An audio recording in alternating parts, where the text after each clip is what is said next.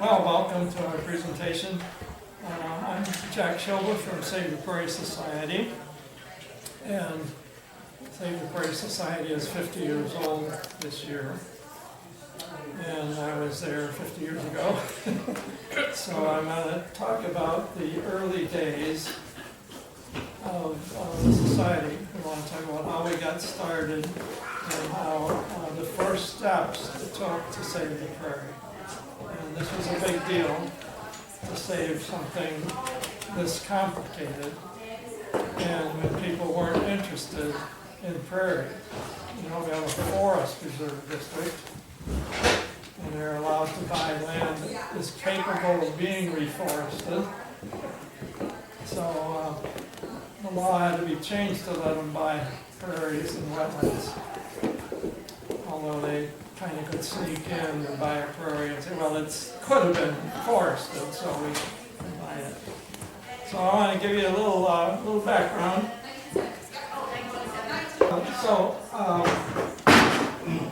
I was a biology teacher at Land Sensor High School.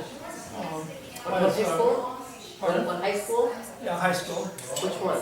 Well, I started at North Campus, but mostly I was at South Oh, Campus. LT. Lions Township, okay. LT. Okay. And I was well prepared in a way with all kinds of classes in chemistry and physiology and genetics and embryology.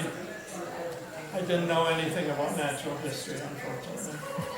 So I thought I need to take a class and learn more natural history. Let me give you some background. I lived here on LaGrange Road, and my front yard was flat. And behind my garage was about a 3-foot drop off, and then it was flat. And I took this class at the Chicago Natural History of Chicago region at the Chicago Academy of Sciences. Today it's a Peggy Motor Art Museum. If you're familiar with that, this is a predecessor of it. And they had these classes, and they had a different teacher each week, and experts. And somebody came in and told us about the glacier that came through. Who knew? And then the glacier melted and made a lake. And it was bigger than Lake Michigan. And it was called Lake Chicago. And in my backyard, as it turns out, was the shoreline. And if you drive down 31st Street, there'll be a drop-off. And all the way down through the Grange, it's called Bluff Avenue in the Grange. That's the shoreline. I'm like, oh, that is so fascinating. So that's the kind of stuff that I didn't know any geology or that stuff. And said, that was really interesting. So two of my teachers were Floyd Swink and Bob Betts. And Floyd Swink came in, and he's from a botanist from the Morton Arboretum. And he's like an amazing photographic memory. I mean, our first field trip with him was to the dunes, and I had a little baby. My wife says, you go ahead with the group. I'll stay here with the baby. And we hiked for 2 hours and listened to him, and we probably went 50 feet.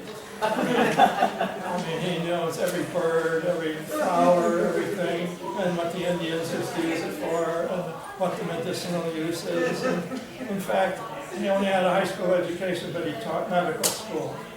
He taught doctors about poisonous plants. Amazing guy. So he gives his talk, and he says, he gets to bogs and everything. He gets to prairies, and he's talking about prairies, and he says, there's one of these prairies in Westchester. I'm like, I just live around the corner here. I don't know about that. So my wife, Grace, was in the League of Women Voters, so she had contacts in the political sphere, and she was interested in prairie from a historical standpoint. I'm a biologist, she's more a historian. And so Grace says, we're going to call the Arboretum and find out where this prairie is. So she calls the Arboretum, and who should answer the phone but Alma Green. Alma is the secretary to the naturalist, and she's a naturalist herself. And a great birder. And so Alma, she asked Alma, so do you know where this prairie is? Oh, yeah, I'll take you there. No, just tell us where it is, you know, we can find it. No, I'm taking you there. So she insists, and she brings us here, and we walk through there, and she teaches us a couple bird calls and flowers and everything. And she's just a charming, charming woman, and just excellent naturalist herself. So that's how we find the prairie, and we meet Alma. Alma becomes one of our board members when we get started, so her name will come up again. Swinton vets come up as experts that we can turn to anytime we need help with the botany or anything. Swinton tried to talk the Forest Preserve years before into buying the prairie, and no luck at all. And that's, we called him Mr. Prairie. There's Johnny Appleseed or Typhoid Mary. I say every time he gets near you, you're infected with enthusiasm for the prairie. You know, so those guys would keep us going. This is from 1975. And you see a couple things here. You see how open the prairie is, and all the little wildflowers, and it's not full of brush and trees. And that is because kids used to set fires out here, just for fun. And we have records from the fire department of how often they came every year, and then all of a sudden they quit coming, and there weren't any fires from a certain point, and then it starts growing in brush. So it's open again today, just like it was in '75. But in between, there was just brush everywhere, and we'd have work days, you know, just to go cut the brush. I used to, just to give a field trip there, I'd carry one of the little clippers with me, trying to cut a trail through there. And now it's wide open again, so that's fabulous to see that. So anyway, here's the deal. It's 597 lots. It would be 80 acres except for that gas station in the corner, so it's, we call it 80 acres. It's a little shy of that. And it was laid out as a subdivision in the 20s. And this was way out in the country then. And the electric trains were going to come out here. And then all the people from Chicago could come out on the train, and they'd be in this new English-themed village of Westchester. So they got the sidewalks in. Let's turn over here. In the southern half, they got the sidewalks in. They never got them in up north. They're here. So starting at 31st Street, there's sidewalks. And that's it, just the sidewalks. And light poles. No electricity. Just a light pole to impress the people coming out there of how it's going to be, how nice it's going to be. The lot sizes are 33 feet and 25 feet down here, 33 feet wide, the rest of them. So that's a good sized lot if you're a Chicagoan. I have relatives that have these 25-foot lots. And so, you know, big lot. Now, Westchester developed after the war, and their rule is 50 feet. So unless you own two of them, you can't build unless you're 100 years old and got to own it from back when, then you can be grandfathered in. But if you aren't the original owner, you have to have 50 feet, so you need two lots. Some people have two lots, and they've colored it in, and the red is a developer that owned quite a few lots, so when I got involved, there were about 110 owners. And there's two lots together. The first lot we bought was in here, and the second lot was in here, and I want to tell you the story of those two lots. Excuse me. Some people use the prairie as a dump. We have a lot of trash to clean up. Excuse me. And there is not a dump, a sanitary landfill just down the way. And people would come along with the trucks full of trash. Does a sanitary landfill show up on that? The landfill It's here, it's a golf course now, Oh, okay. so it's here. Otherwise. So, excuse me.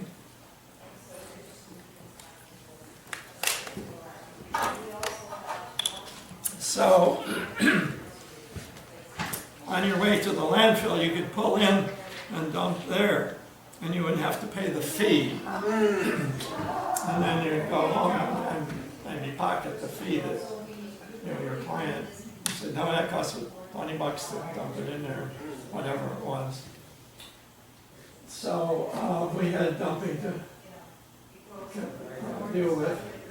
This is a little newer picture, but it's the only one I had to show. And this I put in to show, in the 70s, we had Indian paintbrush by the thousands.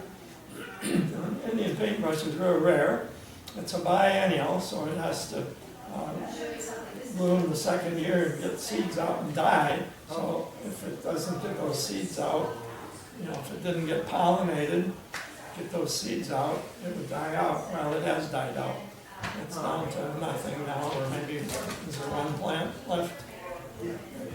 That'd be fine. Yeah, so it's, virtually extinct. And we don't really know why, if it's a lack of a pollinator, maybe the prairie is a little wetter or a little drier, maybe something moved in, we don't know, but that was a major loss for us. And there was an orchard 50 years ago that's gone, and we would like to get that back in, if possible, so we don't lose any of these valuable plants. I do have a question. Yes. Okay, I have a question about the property. I was told that Thomas Edison owned all that property, and he... Not Edison, what's Not his name? Edison? Samuel Insull. Samuel Insull. But wasn't he a colleague of Edison's or He something? was his secretary, and he was from England. Secretary to Which is Edison? where they got the idea to name the streets in Westchester and the town, like British names. So, we don't have a record that he owned it. His name isn't on it, but he was developing the whole town. So it may have been him under different sub-names. He was involved, we know, and we don't really have it nailed down exactly, unfortunately. And we've tried to nail down the history of it. We had plans for Westchester back then, what they I'm sorry? We had plans for Westchester, what they intended for it, and it was supposed to be something that could, rival a big city like Chicago. Something that was very significant with opera houses and the trains here and everything, but it didn't happen because of the Depression. Okay. So the Depression comes along, unfortunately for biology, there are several prairies that were saved by the Depression. One is just over the Wisconsin line, and one is Markham Prairie in the southern suburbs, all subdivided and saved by the Depression. So nobody really, now especially with all the owners, and some developers picked up lots here and there, and like this red, they would like to develop it, but none of them own enough that they can afford to put in the utilities. So it sits here year after year, but a few people knew about it. Oh, come on here. But the people who bought lots, then they just lost out because of the Depression? Some of them, in the end, when we bought some of them, we paid money for them, so if they hung on long enough, they got some money. Well, I'll get to that shortly. So the first clipping I had, and I took it upon myself to make scrapbooks of all the clippings I could find that people would give them to me and so forth. And those are really old and they're dried up and crinkling and turning brown. So Drew back there and I have been scanning by the hundreds of these old records. And in theory, someday they'll be on the web so people can look them up. Anyway, we're still working on that. But this is the oldest one I have, and this is 1970. And this is significant because this is Roland Eisenbeis. He's the Director of Conservation for the Forest Preserve. Oh, and he lives on Ogden Avenue. And we know him, and he would like to save the prairie. He gets nowhere. Floyd Swink had talked to the Forest Preserve. He works for the Forest Preserve. He gets nowhere because it's too expensive and too complicated to do. So Because you have all these homeowners who. you gotta buy all those lots. A lot of them got passed down to their kids and it never got the title brought up to date. And you have to trace their descendants all over the country and get. So it was a legal mess. Yeah, legal mess and a real estate mess. We'll come back to that. So here's one from the Sierra Club in 1970, a prairie miracle on 31st Street. It kind of goes into the story. If you had time reading all these, it's fun too, but I'm just here to show you the headlines, because the headlines tell the story. This is one Dr. Betts wrote, Flower Mecca abounds, and he's talking about all the things. It is the view of many naturalists in the Chicago area, including Roland Eisenbeiss, Cook County Forest Preserve Superintendent, that the state should buy it. Oh, it's too expensive for us to do. The state should do it. They got a lot of money. The state says, it's too expensive up there, you guys should do it yourself. And we put a lot of money into the Chicago area, like Illinois Beach State Park and stuff. Nothing in the suburbs, but no, you guys should do it yourselves. So we got the two entities, each thinking it's great, and you ought to do it. So that's where we sit. So then Betts writes an article, this is 73, about two prairies that need to be saved. They're so good. They're no-name prairie number 1 and Wolf Road and 31st Street, no-name prairie number 2. So we now have a name for the prairie, no-name prairie number 2.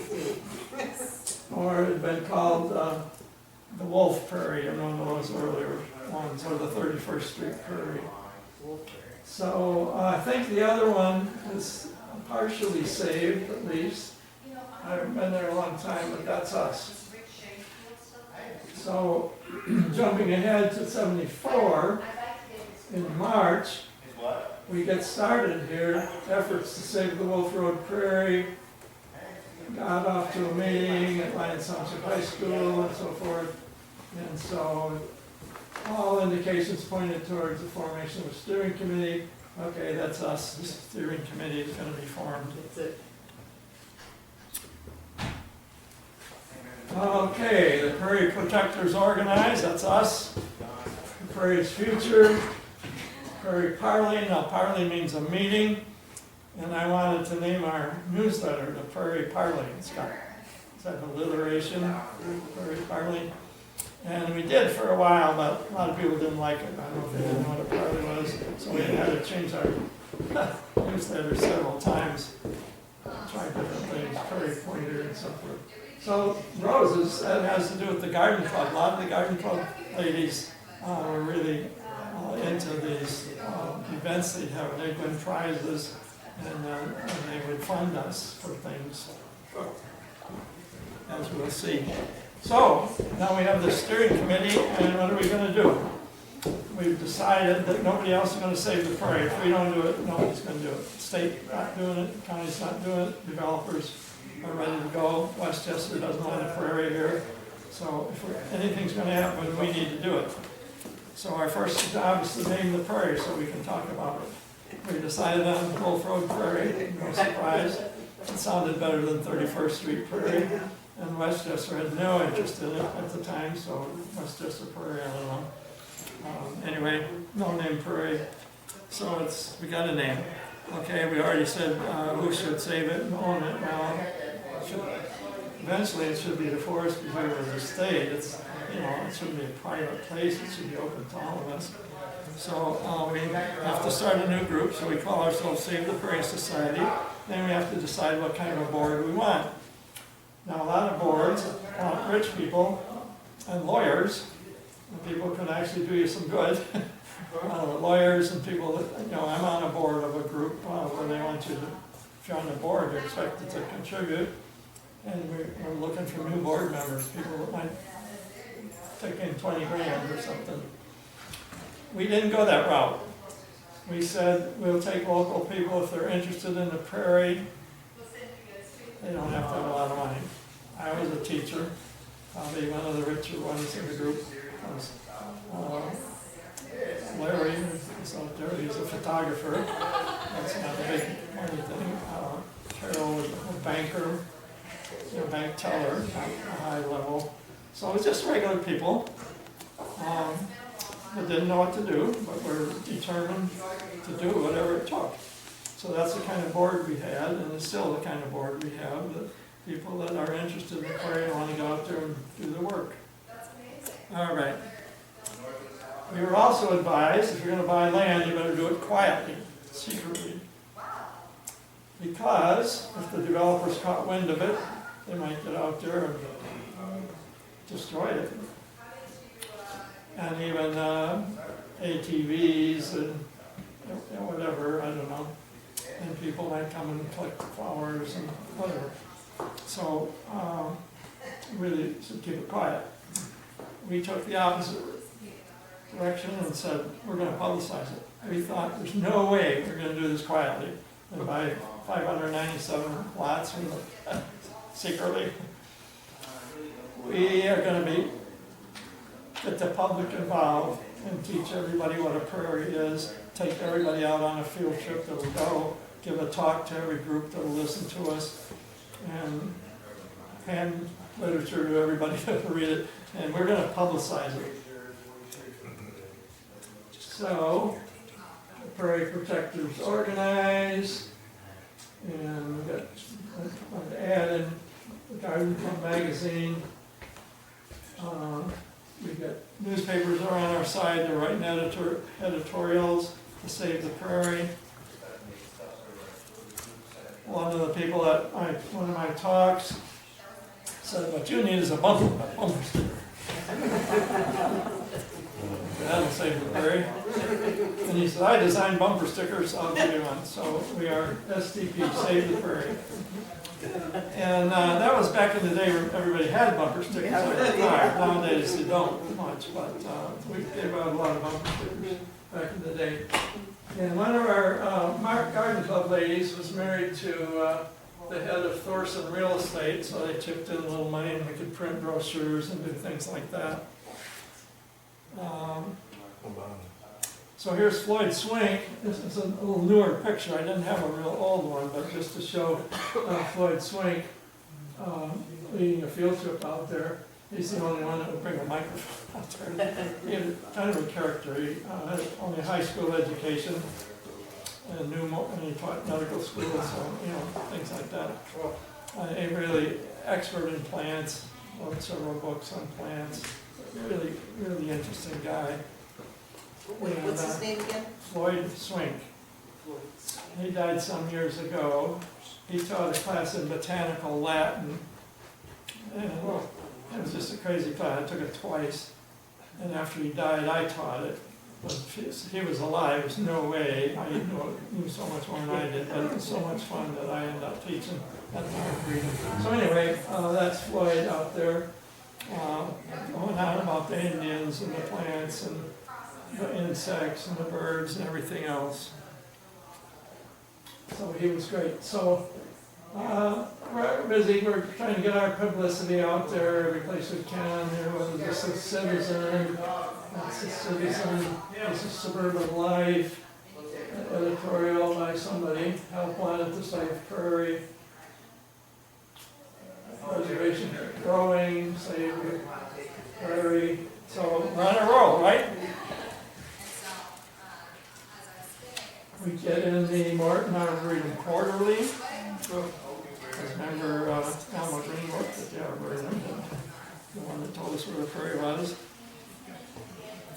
And Ecology Park proposed, Wolf Prairie Parley slated in Westchester. We're trying to build up some interest in Westchester. We had a very little bit of interest. There was a junior women's club that showed some interest early on, but we're really trying to get there. Most of us are with Range, Western Springs, so forth. So we're really trying to get into, so this one shows Dr. Betts and me. It's Halloween in '74, so I guess that's my costume. Here's the League of Women Voters, important group for us to have. And then we have volunteers doing things out in the prairie, like collecting seeds. Now, we are able to buy our first lot, which is a big, big deal for us. So here's 3 members of the garden club. They said, we'll give you $1,000. We had no idea what an allotment would cost. The taxes were like $5 a year or something, real low. So we kind of thought $1,800 or something in there, maybe $2,000 tops. So I get stuck with negotiating, and I am not the guy to send to negotiate. So I get there, and it's a lawyer I'm negotiating against, and we're at Dunkin' Donuts, of all places to negotiate. So we're talking about the prairie, and I don't know how to do this. I just start talking about the prairie and how much you want for it, and, do a little bargaining. So we get it at $2,300. So I'm over budget, but I got the lunch. But I also knew I am not the guy to do this. That is the last one I'm doing.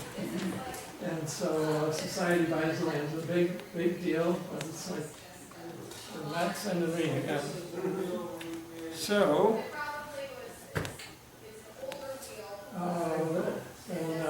so who we send is M. Mitchell, a retired real estate agent that is in a garden club. And she's a charmer. I'm already so great the roots are 50 feet deep. When I was there to say, maybe 15, 50. And so I would sit there thinking, when are we going to talk about the prairie? When are we going to talk about the prairie? And she would,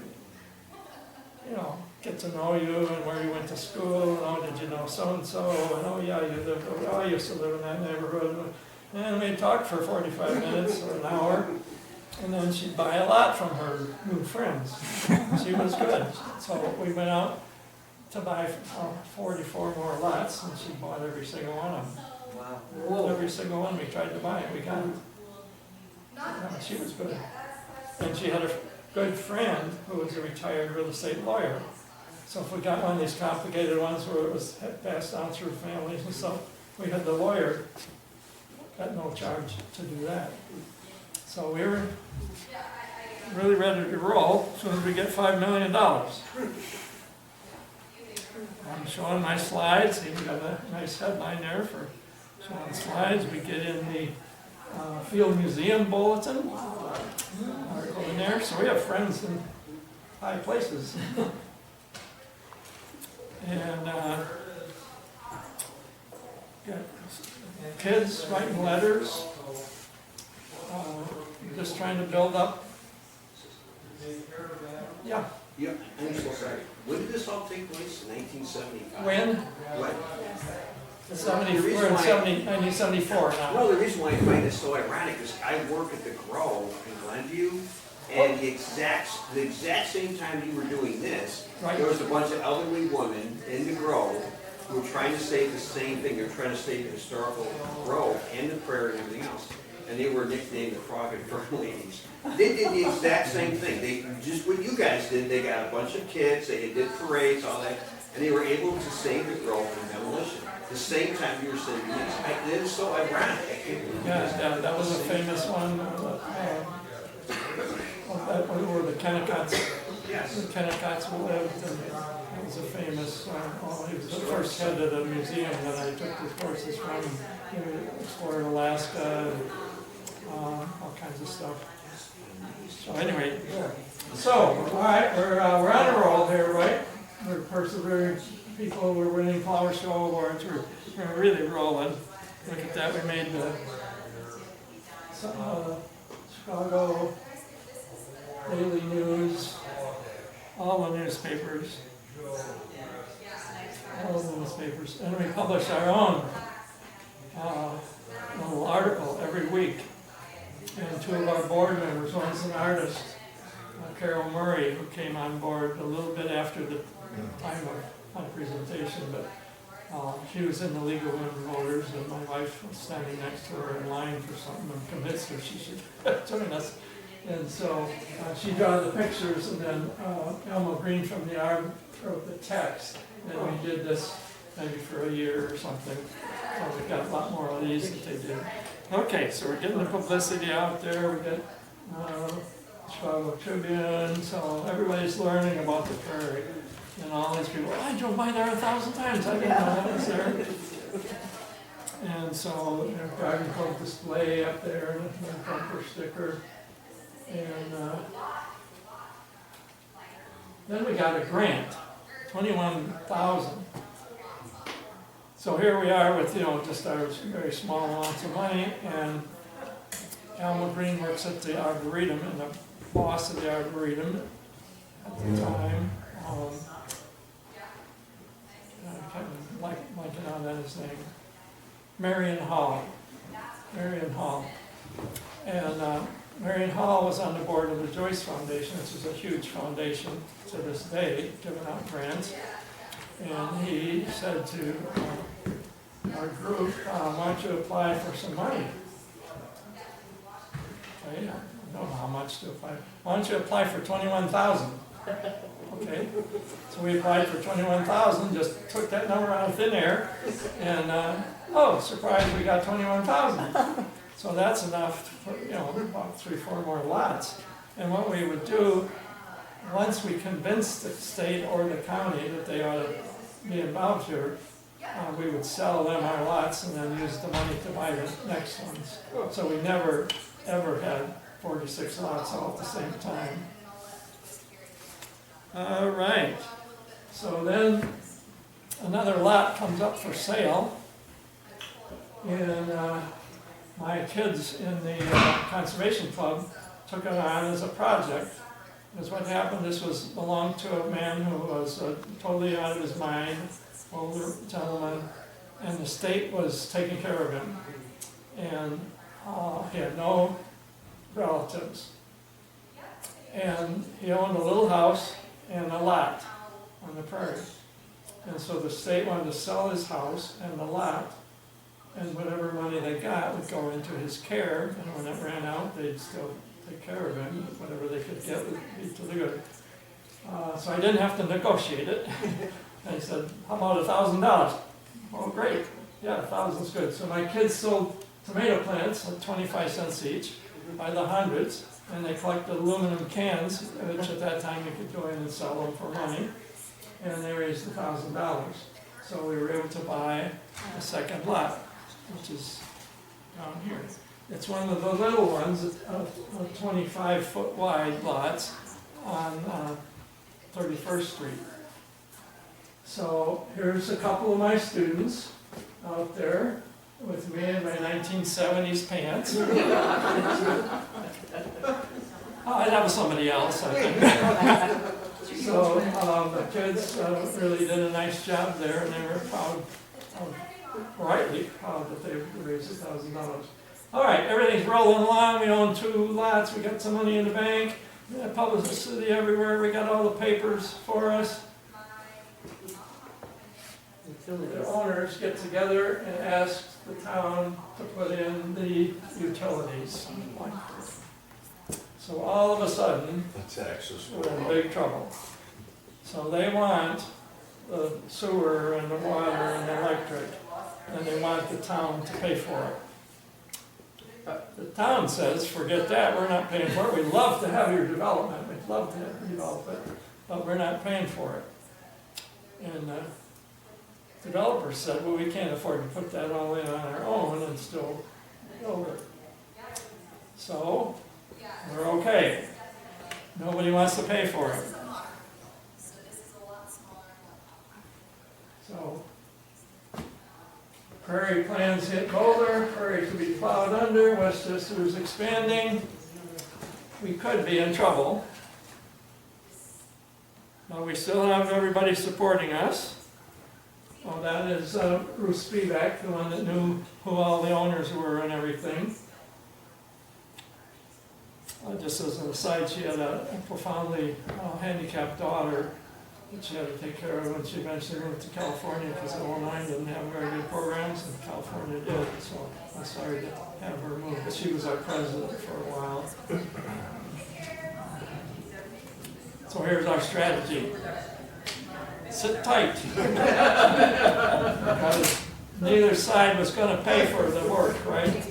So we sit tight, and the developers start calling it a subdivision instead of a prairie.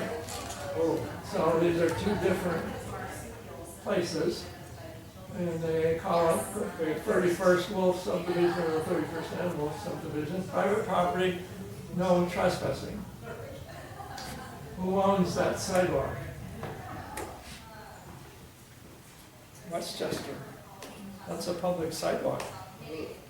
So they're trying to keep us out, sort of intimidate us, and they had other methods also, but this was just to kind of scare us off. You think, well, no trespassing, I can't go in there, right? But that's public property, so we can still go in there, and we're landowners, right? So then, one Wednesday, we had a meeting in Westchester, and the idea was to meet with the Park District, who ought to love the prairie, and all we want is, would you say, it's a good idea for these people to proceed and save the prairie.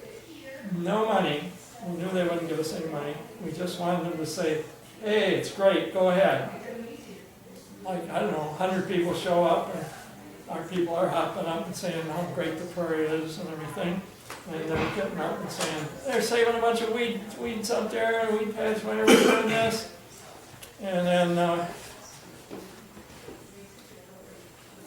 we're saying all the good things about the prairie, and then somebody gets up and says, next thing you know, they're going to cure cancer. And the next guy gets up. He says, I'm a pharmacologist from the University of Illinois, and we are researching prairie plants for heart disease and cancer. Oh, gee. What timing. Yeah. And I followed that over the years, and it cures cancer, but it causes a heart attack. we can't use it. But they were researching it, and it may be some, I don't know, figure out how to get the cancer part and not get the heart attack part. So it didn't work out, that particular, but there's got to be medicines out there. Well, then they got a bulldozer. One day, one of our young friends calls us, there's a bulldozer out in the prairie, so several of the women rushed out there. And I think I have a slide that I haven't copied. So this is some of the sidewalk damage, and this is some of the prairie damage. And they just drove around. There wasn't anything really to hit, like a tree, so they just kind of dug the blade in here and there and kind of chewed it up. Today, you can tell where they were. 50 years later, it grew back, but it's not the quality it was before. And this was the city of Westchester? No, this is one of the developers who was at the Wednesday night meeting that I just described. He was at the meeting, and he claimed he was just testing out some new equipment. Now, I always like to test my new equipment on somebody else's property, you know? But did he own No, the? he owned some property, but not where he was bulldozing. So, that was a big deal, and he did some damage on one of our lots. Just a little bit of damage, just a little corner, but it just really destroyed some prairie. And we had the Arboretum people out helping us figure it out. So we sued him to ask the judge to prevent him from doing it again, and to give us some damages for the damage he had done. We got the injunction. If he ever came again, he'd go to jail. So that succeeded. And he sued us for $1 million for harassing him. Oh my goodness. The judge threw it out. All this is costing us lawyer time, but fortunately we had a no-charge lawyer, my friend. And so he sued us a second time for another $1 million. The judge tossed that one out. The judge told him, you better make these people an offer. He told us, you better take his offer, He offered $750, we took it, like the judge said we should, so we got $750 to cover the damage to our prairie and our, if we had legal fees and whatever. But we did get the injunction and he never came back again. But there's damage to the prairie. And Westchester, of course, didn't care about the damage to the sidewalk. Gonna have new sidewalks anyway when it develops, right? I couldn't find the oldest Westchester plan on short notice. So this one was 1980. They went through a whole bunch of plans over the years, every time we testify and all that stuff. This one has the prairie here, and the best part of the prairie down here with the sidewalks. That is high-density housing. This is medium-density housing. This is saved land. This would be the wetland up here, and then that's this Constitution Drive would be up here. So a little bit more medium density up there. That was one of their many plans. There's a school plan here and a park here. Sometimes the school is in the prairie. There's all different plans, but you get the idea. And so that's where we stand. This is 1980 plan, but we're going to leave it at 1975, where we have organized. We've got a couple of lots. We've got a lot of friends everywhere. We've got a couple of enemies. The people that want to develop it.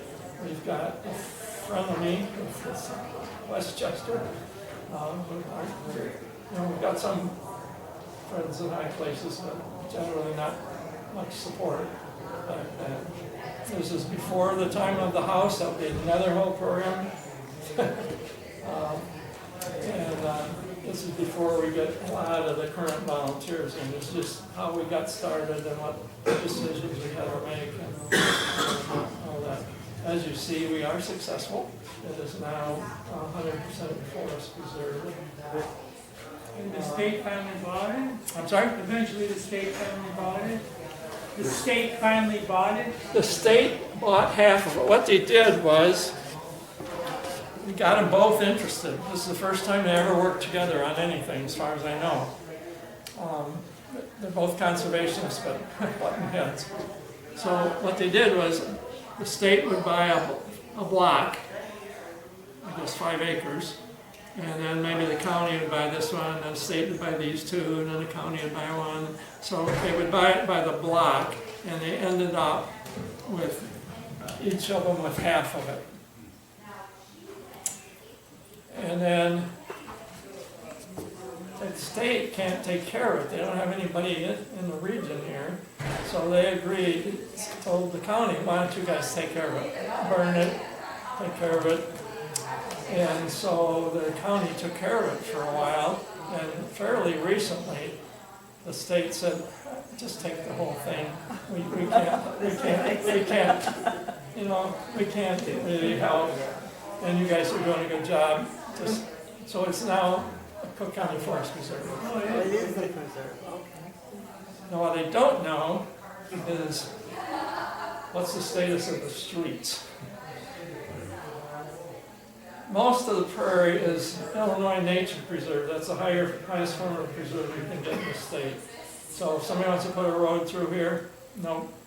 You want to build something here, no. You say, well, it's a park, let's have a baseball thing, no. This is a nature preserve, and that is the only thing we can do here. So that's the highest level. So is that about half the prairie, the preserve, Well, no, it's the whole thing, the whole thing? but it's not 80 acres, it's like 50 acres. So I'm thinking they didn't include the streets, which Westchester owned, but then whoever owns the 2 sides can say, we're never going to have a street there, why don't you give us half and give us half. And so the streets, it's called vacating the streets. So I think the streets then belong to the horsemen, but I don't know if they ever went back and added that to the nature preserve status. I don't know if anybody knows. No, I don't know. Well, This is the kind of thing we spend hours and hours and hours and meetings, dealing with little things of how we should take care of it and what's the legal things and, you know, what kind of fire extinguishers do you need here? How much handicap parking do you need out in front? You know, it's just all the little things that just, you know, take up a lot of time and energy. So I'm not sure. I'll have to check on that status, because we can probably ask for it to be added to the nature preserve. It was, a lot of it was purchased with federal money. Some of it's when they put oil wells out in the ocean, they charge the company a fee to put the oil well out in the ocean. And then that fee goes for conservation. So we're going to destroy something, but we're going to save something, at least. So we got some of that money, and if you get that money, you have to follow the rules. So give the money back. So you can't, you know, you can't do anything outside of that. So it's saved, but it took a long time. Well, I didn't mean to go on and on, but if you have more questions, I can talk further on this, as you can guess. Do the volunteers here, do you like work in coordination with the forest? Yeah, preserves? there's a county person. There's an ecologist, Craig Billington from the Forest Preserve, and he coordinates with the Save the Prairie Society volunteers about what needs to be done. They provide us with supplies, like if we need tools or herbicide or tents to set up a craft day, other things like that. So there's a good relationship between the Save the Prairie Society and the Forest Preserve. And it's interesting that it's now completely owned by the Forest Preserve. How long ago did that happen? I think it's the last year or two. It's pretty You kind of recent. confirmed that it's happened. I had heard a rumor a couple of years ago that that was about to happen. Are there really any other places like that that have that kind of relationship in Cook County? That, you know, there'd be volunteers and running things? It happens everywhere with volunteers. The volunteers is a big deal with the county. Almost every forest preserve has a group of volunteers. A man or a woman is appointed as the steward who kind of organizes the work days, but in coordination. It didn't used to be the case. They kind of didn't trust volunteers and wanted to do it themselves, but they don't have the staff to do it. And they gradually learned that, hey, these volunteers are serious, and they study this stuff, and they know what they're doing, and they're trustworthy, and we can work with them. I mentioned the board I'm on where they want the big money. I should say we want the big money. This is the Friends of the Illinois Nature Preserves. And there are nature preserves around the state where nobody's taking care of them. And our job, our goal is to set up a volunteer group at every nature preserve that needs it. So if it's owned by the Forest Preserve, they're probably taking care of it these days. But a little cemetery prairie out in the middle of nowhere, maybe not.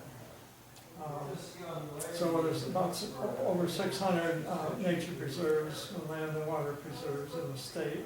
And I have no idea of the numbers, but there's quite a lot of them that really need help. So we're raising big bucks. We had a $60,000 matching campaign, and then we got 60, and we have 120, and then somebody else said, well, I'll give you 60. So we raised 180,000 last year. This organization is called Friends of the Illinois Nature Illinois Preserves. Nature Preserves. And what we do is we hire a staff person to run it, and she's hiring people for different parts of the state. So we have somebody, we don't have the whole state covered yet. Do you have a website? Yeah. And so what we have is a volunteer coordinator whose job is to start off a group and get everybody going, and oh, you've been doing a really nice job, would you like to be the coordinator here? And then I'll move on to the next spot, and I'll check with you now and then, or whatever. And this has been very successful. So that's what we're trying to do. We're not too big in Southern Illinois yet. But if you got $20,000, I've been a volunteer here for about 20 years, and one of the best things about it is it was an example of a citizen initiative that succeeded. I mean, it's many political issues or citizen are discouraging, but this actually worked. There was a successful outcome, and it anyway. So it's one of the. It's a beautiful thing, actually. A to real see. grassroots. Yeah, effort. it worked. Yes. It took time. There were frustrations. I'm sure there were problems and bulldozers and other setbacks, but it ultimately worked. Yeah. And a free and I just want to attorney say- helps also. Here's Jim, who volunteered and who was always out in the prairie, so he would spot what's going on or what needed, because he was out there all the time. Go ahead, Jim. Yeah, I was out all the time, and I started walking a dog, and it reminded me of the plants that I grew up with. I grew up in the 40s in Butterfield and Wolf, and I mowed up to the prairie. So I met Vivian McDermott, and I just loved it because I saw things like spiderworts, which I forgot what we call them, ink flowers. I didn't know the kind of names and stuff. And I started talking to her, and she started educating her. And then I got angry that, you know, it was, and I started writing under the name Hody Coyote, which was, my last name's Hodap. And I then designed the Hody Coyote thing. And puppet show. And a puppet show, and Jack is really the pioneer. Jack and Carol Murray were the pioneers in education, and would go to third grade, would go to schools, and, you know, do presentations. And eventually we got every third grade in the grader in the state has to take, you know, is introduced to prairie, because when we started, virtually nobody knew what prairie was, including the people that were working in the forest preserve. And, you know, we ended up, the one group up north, what we did is we started clearing from the center out, so that when you're on Wolf Road Prairie, it looked the same, but at North Branch, they started clearing from the outside in, and the neighbors became incensed because they were chopping down trees, and they got a moratorium on management. You remember that, Jack, when they had a moratorium? This is a forest preserve, why can't you cutting down trees? Yeah, cut down, and so, but the moratorium, I think, worked because what it did was they had to bring out forest preserve employees to work with us. And really, I think that's when we started educating the forest preserve, the average worker. Now, they had people like Chef Reinbeck and stuff who knew stuff, but the average person working in the forest preserve it was a political job back in those days. And, you know, they did things like chop the head off of the snake mound in Thatcher Woods that, you know, had been, you know, was a treasure. You know, they would, you know, and then there was guys that would just go dig up stuff and artifacts, and, you know, they were pretty careless, but the most careless was really the DuPage Forest Preserve, because they had money. The Cook County Forest Preserve didn't have money to go around messing up, and so I think Cook County did a better job of saving stuff, and then eventually, you know, the volunteer groups, we got more and more reputation. And one of my favorite stories was, I'm 80 years old, but I taught myself to rap. And so I would go into the city and stuff. I'd go to Millennium Park, and they had the Millennium Park Prairie garden there. And so I would rap to people and stuff and talk about. And one day I was rapping to this lady, and she said, "Oh, that's wonderful, you know. Where, you know?" And I said, "Oh, I'm from Wolf Road Prairie." It turned out she was the horticulturalist of the gardens, you know, which is a pretty big status. And so I agreed to give her a tour. When I got home, I started sweating bullets. I can't give this lady a tour. I mean, I know the common names, but I don't know anything else. You know, so I called Jack. I said, "Jack," he was kind enough to come. He snowed the lady. He absolutely snowed the lady. 2 years later, I'm walking in Millennium Park. Now, Jack and I you know, we both had beards, we were both old. And, you know, she had, I could see her across, you know, and she was giving a tour, she had the coats and ties and people from around, you know, and they're all, and she came over and she said, "Oh, I want you to meet the great Jack Shouba."